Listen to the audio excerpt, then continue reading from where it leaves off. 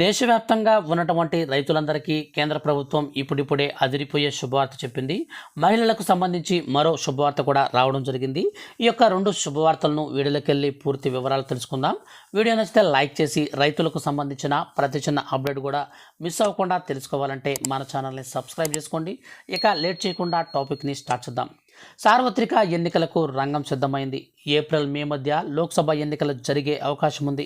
ఈ క్రమంలో ప్రధానమంత్రి నరేంద్ర మోదీ నేతృత్వంలోని కేంద్ర ప్రభుత్వం మహిళా రైతులకు గుడ్ న్యూస్ చెప్పబోతున్నట్టు తెలుస్తుంది.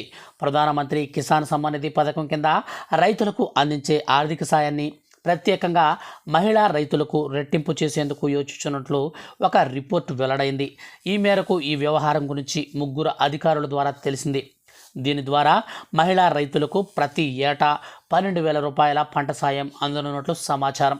సార్వత్రిక ఎన్నికలకు ముందు మహిళా ఓటర్లను ఆకర్షించే అవకాశం ఉందని, ఈ నేపథ్యంలోనే ఇలాంటి ప్రకటనలు చేయనున్నట్లు సంబంధిత అధికారుల కోర్సును ఉటాయించి రాయిటర్స్కు వచ్చే అంటే ఫిబ్రవరి 1న కేంద్ర ప్రభుత్వం బడ్జెట్ ప్రవేశపెట్టనున్న సంగతి తెలిసిందే.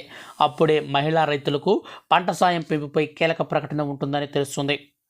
పంట సాయం రెట్టింపు చేయడం వల్ల ప్రభుత్వంపై అదనంగా 12,000 కోట్ల భారం పడుతుందని అంచనా వేస్తున్నారు. దేశవ్యాప్తంగా ఉన్నటువంటి రైతులకు పంట సాయం పెట్టుబడి కింద పీఎం కిసాన్ సమ్మాన్ నిధి పథకంలో భాగంగా అర్హులైనటువంటి రైతులందరికీ ఏటా 6,000 రూపాయలను మనకు 4 నెలలకి ఒకసారిగా 3 విడతల కింద ఇస్తున్న సంగతి తెలిసిందే.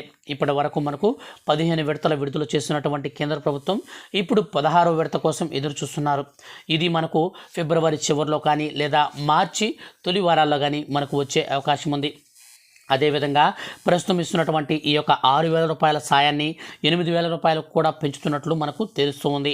ఎవరైతే పురుషుల రైతులు ఉంటారో వాళ్ళందరికీ ఇక నుంచి పీఎం కిసాన్ సమ్మాన్ నిధి పథకం కింద 8,000 రూపాయలు, మహిళా రైతులు ఎవరైతే ఉంటారో వాళ్ళందరికీ 12,000 రూపాయల చొప్పున పెంచి మన కేంద్ర ప్రభుత్వం రాబోతున్నటువంటి ఎలక్షన్స్ దృష్ట్యా ఫిబ్రవరి 1న మనకు బడ్జెట్ సమావేశం అనేది ప్రవేశపెట్టి బడ్జెట్లో ఈ యొక్క అమలైతే చేసే అవకాశం అయితే కనిపిస్తుంది.